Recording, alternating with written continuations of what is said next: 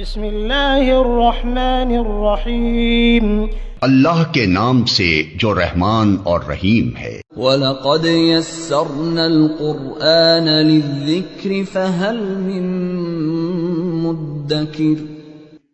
ہم نے اس قرآن کو نصیحت کے لیے آسان ذریعہ بنا دیا ہے، پھر کیا ہے کوئی نصیحت قبول کرنے والا؟ یا یہ کہ جو کوئی ارادہ کرے گا بِالْحَادٍ الحاد اور کجروی کا، کہ ان کی یہ کجروی متصل ہو اور ملی ہوئی ہو ظلم کے ساتھ، وہ ایسی کجروی ہو کہ ظالمانہ کجروی ہو، اور ظلم کے ساتھ یعنی شرک اور چوری اور قتل اور گناہوں کے ساتھ وہ کجروی اختیار کرتا ہے، تو پھر بظلم میں یہ با جو ہے یہ اتصال کے لیے ہوگا۔ یا تیسرا مفہوم یوں بن سکتا ہے کہ جو کوئی بھی ارادہ کرے گا اس مسجد میں کسی قسم کا بھی برا ارادہ بِالْحَادٍ اور بظلم، یہ دونوں گویا کے حال ہوں، اس حال میں کہ یہ ارادہ ان کا الحاد کا ارادہ ہو، ان کا یہ ارادہ ظلم کا ارادہ ہو، تو جو کوئی ارادہ کرے گا کسی قسم کا بھی ارادہ، لیکن وہ ارادہ الحاد کا ہو نمبر 1 اور ظلم کا ہو نمبر 2، یہ دو گویا کہ بِالْحَادٍ اور بظلم یہ حال ہے، اور یرید کا جو مفعول ہے وہ اصل میں مرادن کر کے عام محذوف ہے۔ اشارہ اس طرف ہے کہ یعنی تمام ارادوں میں خیال رکھنا چاہیے، ورنہ کسی بھی ارادے میں کسی نے الحاد اور ظلم کے ساتھ اگر کوئی بھی ارادہ کیا تو نذقہ من عذاب علیم، ہم انہیں دردناک عذاب میں سے عذاب چکھائیں گے۔ ایک مفہوم یہ بھی ہوا ہے کہ جو کوئی ارادہ کرے گا بِالْحَادٍ، اس حرم میں الحاد اور انحراف کا، بظلم ظلم کے ساتھ، یہ انحراف ان کا کسی تعویل پر اور کسی خطا اور غلطی پر مبنی نہ ہو، بلکہ ظلم اور عمدن اور قصدن وہ یہ الحاد کرے گا، تو بظلم کا لفظ یہ اصل میں گویا کہ اس لیے ذکر ہوا ہے کہ اگر خطا اور تعویل کی بنیاد پر کہیں غلطی ہو گئی تو وہ نہیں، بلکہ جس نے قصدن ظلمن الحاد کا ارادہ کیا مسجد حرام میں اور حرم میں، تو ہم انہیں دردناک عذاب چکھائیں گے۔ یعنی باعتبار ترکیب کے اور باعتبار لفظی ترجمے کے اس کے بِالْحَادٍ مفعول یرید کا بھی ہو سکتا ہے، اور بِالْحَادٍ اور بظلم دونوں حال بھی بن سکتے ہیں، تو یہ تو ترجمے کا مفہوم ہے، ورنہ مطلب واضح ہے کہ یعنی جو حرم کے اندر الحاد اور ظلم اور گناہ اور شرک اور چوری اور یا کوئی اور کبیرہ گناہ کرے گا تو اللہ تعالیٰ اس کو سخت سزا دے گا، اور مقامات میں گناہ سے بڑھ کر حرم کے اندر گناہ کرنے کی سزا زیادہ سخت ہے، اس لیے کہ وہ صرف اللہ اور اس کے رسول صلی اللہ علیہ وسلم کے حکم کی مخالفت ہی نہیں ہے، بلکہ در حقیقت وہ حرم کی بے عزتی بھی ہے اور حرم کے احترام کے منافی بھی ہے، تو اس گناہ کے اندر شدت واقع ہوگی۔ یہاں ایک سوال ہے کہ وَمَن یُرِد کے اندر تو معنی یہ ہے کہ اگر کوئی حرم کے اندر ارادہ بھی گناہ کا کرے تو سزا ملے گی، حالانکہ گناہ کے بارے میں تو عام اصول اللہ تعالیٰ کا یہ ہے کہ گناہ کے ارادے پر گناہ سزا نہیں ہوگی، بلکہ جب تک گناہ وہ کر نہیں بیٹھتا یا وہ عزم کی نوعیت تک نہ پہنچے تو اس وقت تک تو اس پر پکڑ نہیں ہے۔ ہاں نیکی کے ارادے پر بھی اللہ کی طرف سے اجر ہے، عام اصول جو احادیث میں بیان ہوا ہے وہ تو یہ ہے، جبکہ یہاں ہے کہ وَمَن یُرِد فِیہ بِالْحَادٍ، جو ارادہ بھی کرے گا الحاد کا اور ظلم کا تو نُذِقْهُ مِنْ عَذَابٍ علیم۔ اس لیے بعض سلف میں اور عبداللہ ابن مسعود رضی اللہ تعالیٰ عنہ سے یہ مروی ہے کہ یہ حرم کی اور مسجد حرام کی خصوصیت ہے کہ اور مقامات پر تو گناہ کے ارادے میں کوئی سزا نہیں ہے، مگر حرم کے اندر اور مسجد حرام میں گناہ کا ارادہ بھی کرو گے تو بھی سزا ملے گی، تو یہ گویا کہ وَمَن یُرِد خصوصیت ہے۔ مگر بعض دوسرے علماء کہتے ہیں، فرماتے ہیں کہ وَمَن يُرِدْ فِيهِ کا معنی یہ ہے کہ یعنی جو حرم کے اندر عزم کرے گا گناہ کا اور طلب اور کوشش گناہ کی کرے گا، اس لیے خاص فِيهِ کا لفظ بھی ہے، سعی اور طلب کرے گا اور عمل کرے گا گناہ کا، تو یرید جو ہے وہ یا عمل کے معنی میں ہے یا یہ سعی اور طلب ہی کے مفہوم کو ادا کر رہا ہے۔ اس لیے امام ابن کثیر نے لکھا ہے کہ معنی یہ ہے کہ یعنی جو گناہوں اور کبیرہ گناہوں کے معاملے میں جو اس میں طلب اور کوشش اور پکا ارادہ کرے گا تو تب جا کے ان کو سخت سزا ملے گی۔ بہرحال حرم کے اندر گناہ کی نوعیت سخت ہے اور وہ حرم کی احترام کے منافی ہے، اس لیے ضرورت اس بات کی ہے کہ حرم کا بالخصوص خیال کیا جائے، اس کی بے حرمتی نہ کی جائے، اس کو صرف کھیل و تفریح کی جگہ نہ بنائی جائے، وہاں پر جا کر عبادت میں مشغول ہونے کی بجائے کعبۃ اللہ کو دیکھ کر اور اس کا طواف کر کے اور نمازیں پڑھنے کی بجائے محض جس طرح وہاں صرف تصویریں کھینچنا اور ویڈیو بنانا اور وہاں حرم میں غفلت سے رہنا اور حرم کی حرمت کا خیال نہ رکھنا، یہ جو بے خیالی ہے اس پر اس آیت میں شدید قسم کی تنبیہ بھی ہے جو کہ آج کل بہت زیادہ ہو گئی ہے۔ وَمَن يُرِدْ فِيهِ بِإِلْحَادٍ بِظُلْمٍ، اور جو کوئی ارادہ کرے گا اس مسجد حرام میں کجروی کا ظلم کی طرف، نُذِقْهُ مِنْ عَذَابٍ أَلِيمٍ، تو ہم انہیں چکھائیں گے عذاب دردناک۔ وَإِذْ بَوَّأْنَا لِإِبْرَاهِيمَ مَكَانَ الْبَيْتِ أَلَّا تُشْرِكْ بِي شَيْئًا، یہ ابراہیم علیہ السلام کا تذکرہ ہے اور یہ بیان اس مناسبت سے ہے کہ ابراہیم علیہ السلام جو کعبۃ اللہ کے بانی ہیں، ان کا تو نظریہ یہ تھا، ان کا تو عقیدہ یہ تھا، انہیں تو حکم اس بات کا تھا کہ شرک نہ کیا جائے اور بیت اللہ کو عبادت کرنے والوں کے لیے پاک صاف رکھا جائے، ظاہری طور پر بھی پاک صاف اور بتوں سے بھی پاک صاف۔ لیکن اس کے مقابلے میں یہ مسجد حرام سے روکنے والے کفار،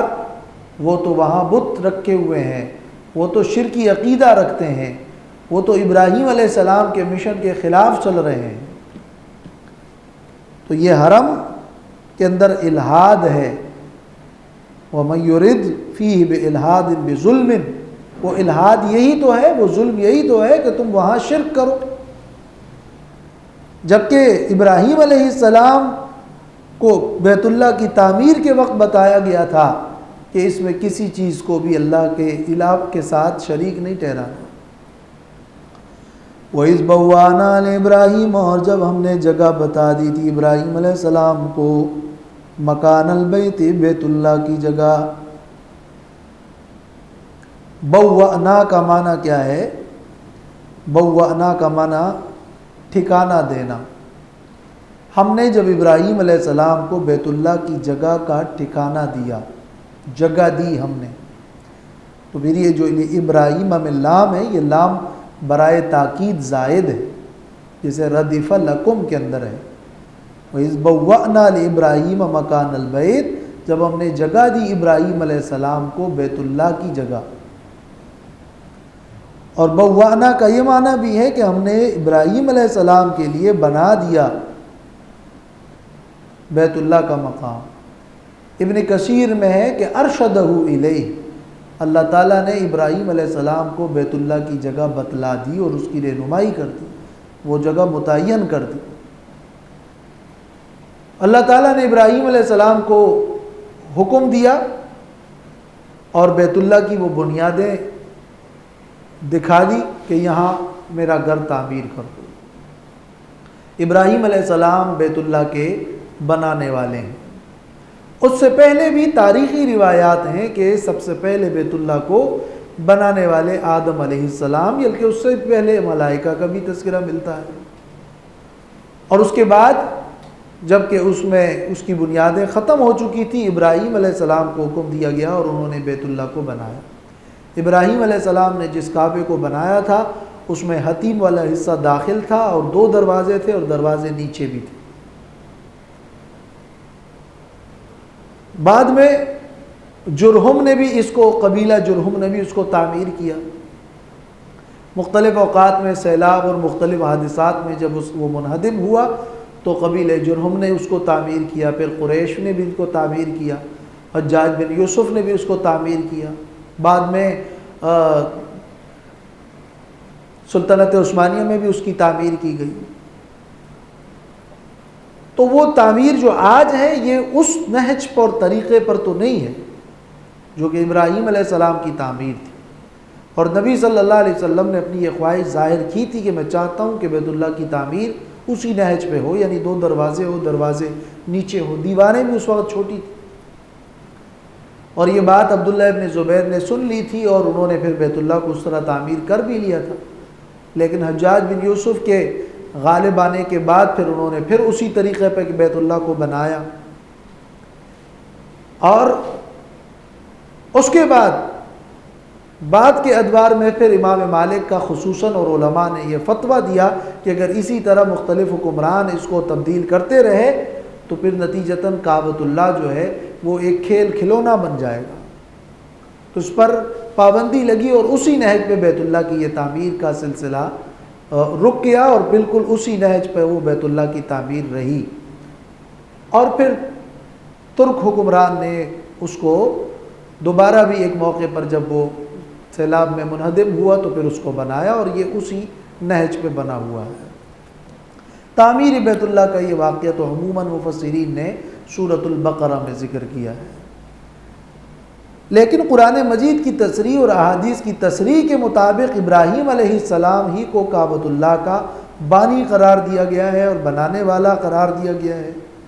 البتہ اشارات سے یہ بات ملتی ہے اور تاریخی روایات سے کہ اس سے پہلے بھی آدم علیہ السلام نے اس بیت اللہ کو بنایا تھا۔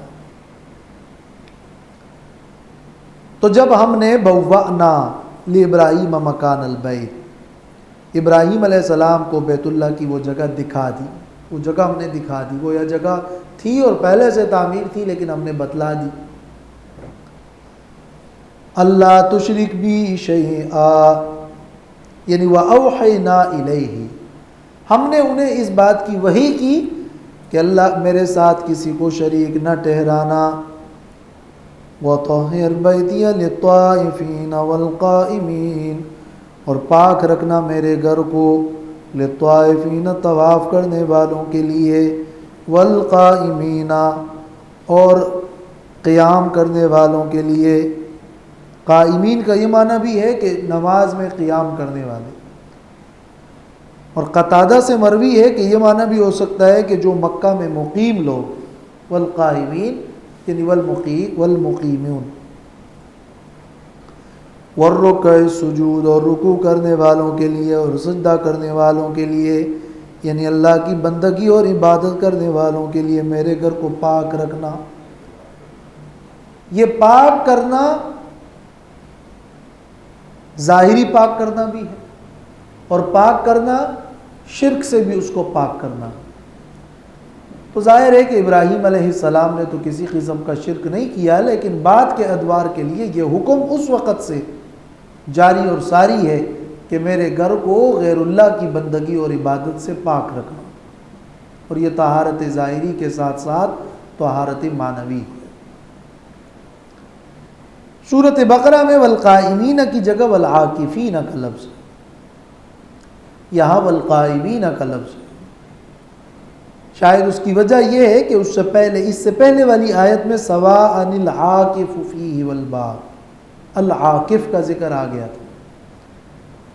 تو العاکف کا جب ذکر ایک بار ہو گیا تھا تو دوبارہ یہاں العاکفین میں تکرار تھا، تو اس تکرار کو چھوڑ کر القائمین کا لفظ ہے، یعنی نماز میں کھڑے رہنے والے۔ اور قائمین اور رکع السجود یہ تینوں در حقیقت اصل میں عبادت کرنے والے اور مصلین مراد ہیں، اور بیت اللہ کے ساتھ سب سے خاص عبادت تو طواف، اس کے بعد پھر اعتکاف، اور اس کے بعد پھر نماز اور عمومی عبادت ہے۔ ان الفاظ میں اس طرف اشارہ ہے کہ اللہ تعالیٰ کا یہ گھر لوگوں کی عبادت کے لیے ہے، اس میں غیر اللہ کی بندگی نہیں ہونی چاہیے، اور یہ گھر سب کے لیے برابر ہے، اور جو بھی اس میں عبادت کرتا ہے، طواف کرتا ہے، تو سب کو اس میں اس عبادت کی اجازت ہونی چاہیے، جبکہ مشرکین مکہ نے تو روکا ہے۔ وَأَذِّنْ فِي النَّاسِ بِالْحَجِّ يَأْتُوكَ رِجَالًا وَعَلَى كُلِّ ضَامِرٍ يَأْتِينَ مِنْ كُلِّ فَجٍّ عَمِيقٍ۔ توحید کے اعلان کے بعد یہ حج کا اعلان ذکر ہو رہا ہے۔ ہم نے ابراہیم علیہ السلام کو یہ حکم بھی دیا تھا کہ اللہ کے اس گھر کو شرکیات سے پاک کر دو،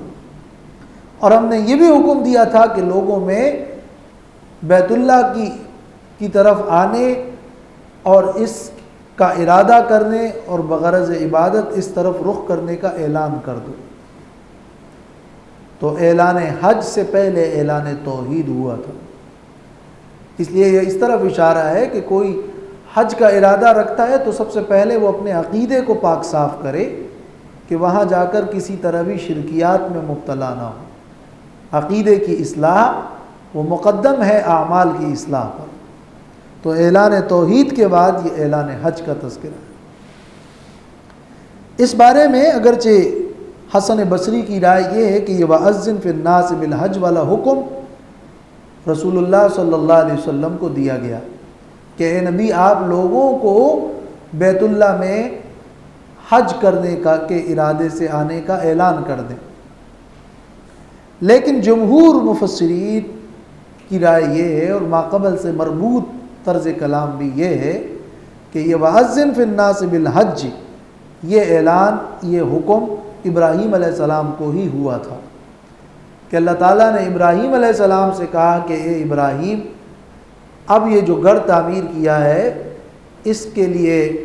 اعلان کیجئے کہ لوگ اس بیت اللہ کی طرف حج کے ارادے سے آئیں۔ تو ابراہیم علیہ السلام نے کہا کہ اللہ میری یہ آواز، یہ تو جنگل ہے، میری آواز کون سنے گا؟ اللہ تعالیٰ نے فرمایا کہ وہ سنانا میرے ذمے ہے۔ ابراہیم علیہ السلام نے صفا پر یا جبل ابو قبیس پر کھڑے ہو کر یہ اعلان کیا کہ اے لوگو اللہ نے تم پر بیت اللہ کا حج فرض کر دیا ہے، فحجو تو حج کرو۔ اللہ تعالیٰ نے یہ آواز غیبی طور پر پوری دنیا میں ان تمام لوگوں تک، بلکہ ان تمام ارواح تک پہنچا دی کہ جن کے مقدر میں حج بیت اللہ ہے، اور سب کو وہ آواز اللہ تعالیٰ نے غیبی طور پر سنا دی۔ یہ روایت عبداللہ ابن عباس سے ہے اور تقریباً مفسرین نے اس کو نقل کیا ہے۔ تو اللہ تعالیٰ نے فرمایا کہ وَأَذِّن فِي النَّاسِ بِالْحَجِّ، جس طرح عہد الست میں، عالم ارواح میں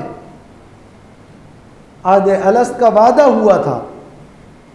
کہ کیا میں تمہارا رب نہیں ہوں، اور تمام ہی ارواح نے یہ جواب دیا تھا کہ بلا کیوں نہیں، تو ہی ہمارا رب ہے، اور وہ وعدہ تمام ارواح سے لیا گیا تھا۔ اسی طرح حج بیت اللہ کا یہ اعلان تمام ارواح تک اللہ تعالیٰ نے اس آواز کو پہنچا دیا۔ آج جیسے چھوٹے بچوں کو وہ آواز، وہ باتیں، بہت ساری وہ باتیں یاد نہیں رہتی جو ان کے بچپنے کی ہوتی ہے، لیکن وہ سب کچھ واقع ہو چکا ہوتا ہے۔ اسی طرح اگر وہ اعلان کسی کو یاد نہیں ہے تو اس اعلان کا وقوع اس آیت میں موجود ہے کہ ابراہیم علیہ السلام نے یہ اعلان کیا تھا۔ وَأَذِّن فِي النَّاسِ بِالْحَجِّ اور اعلان کیجئے لوگوں میں بالحج، حج کا، یاتوک رجالاً آئیں گے وہ لوگ تیرے پاس، رجالاً پیدل چل کر، وعلیٰ کل ضامر اور ہر کمزور سواری پر۔ ضامر کہتے ہیں دبلی سواری کو، چاہے وہ اونٹ ہو، اونٹنی ہو، گھوڑا ہو، لیکن زیادہ تر استعمال اونٹ کی نسبت سے ہے۔ چل کر اور تھک ہار کر جو جانور کمزور ہو جائے اس کو ضامر کہتے ہیں۔ گویا اس ضامر میں اس طرف اشارہ ہے کہ وہ ایسے جانور پر آئے ہوں گے کہ دور دراز سے لوگ اس پر سواری کریں گے، اور اس دور دراز سے آنے کی وجہ سے وہ جانور ہی لاغر ہو چکا ہوگا۔ لاغر جانور پر مراد اصل میں ہے تیز رفتار اور دور سے آنے والی سواریاں، تیز رفتار سواریاں دور سے آنے والی۔ گویا فی زمانہ تیز رفتار ٹرین اور ہوائی جہاز وہ سواریاں ہیں علی کل ضامر۔ یاتینا من کل فج عمیق، کہ وہ سواریاں آئے گی من کل فج عمیق، ہر دور دراز راستے سے۔ یاتینا یہ ضمیر جو ہے اونٹوں کی طرف راجع کر دی، اور اس میں گویا یہ نہیں کہا کہ وہ لوگ آئیں گے، وہ اونٹنیاں آئیں گی، نسبت اونٹنیوں کی طرف کر دی۔ امام قرطبی نے نقل کیا ہے کہ یہ اونٹنیوں کی عزت کی خاطر جو ہے ان کی طرف نسبت کی گئی، جیسے والعادیات ضبحا میں گھوڑوں کی قسم کھائی گئی ہے، اور جہاد کے گھوڑوں کی عزت کی خاطر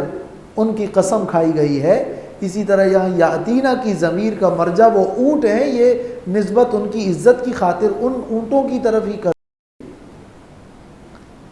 اور اس میں اشارہ ہے کہ وہ ضامر جو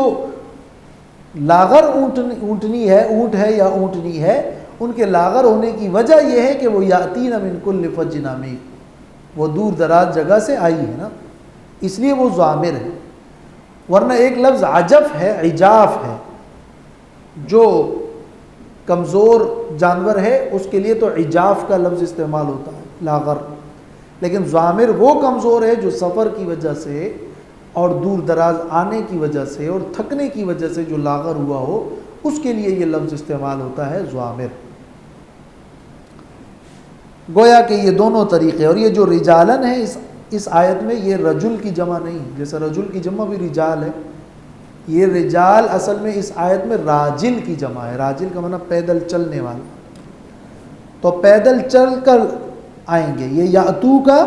الزن کا جو امر ہے یہ اس کا جواب امر ہے، اور معنی یہ ہے کہ اعلان کر دو یاتو کا لیاتو کا فانہم یاتو کا،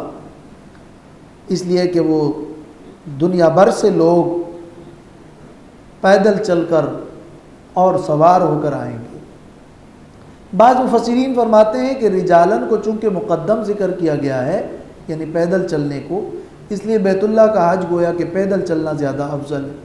لیکن رسول اللہ صلی اللہ علیہ وسلم سے سوار ہو کر حج منقول ہے، اس لیے بعض علماء کہتے ہیں سوار ہو کر افضل ہے۔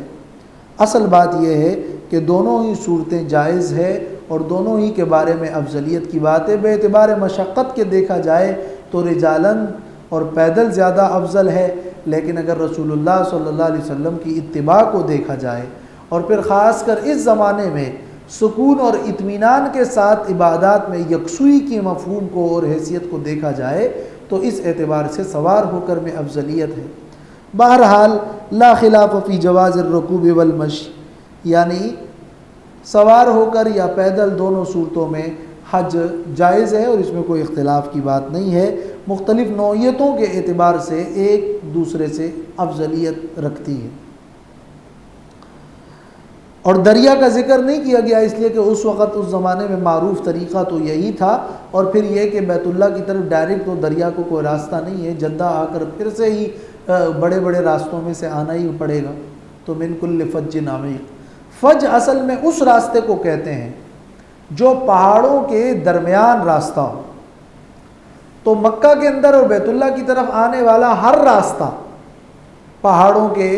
درمیان میں سے ہی ہے، تو من کل فج عمیق، جہاں سے بھی تم آؤ گے ان پہاڑوں کے درمیانی راستے میں سے گزر کر ہی مسجد حرام تک تم پہنچو گے۔ وَأَذِّن فِي النَّاسِ بِالْحَجِّ، اور اعلان کیجئے لوگوں میں حج کا، یا تو کرے جالن، تاکہ آئے وہ لوگ تیرے پاس، رجالن پیدل چل کر، وَعَلَىٰ كُلِّ ضَامِرٍ، اور ہر لاغر اونٹ پر، یاتینا من کل فج عمیق، وہ آئیں گے ہر دور دراز راستے سے، فج عمیق یعنی طریق بعید۔ وآخر دعوانا الحمدللہ۔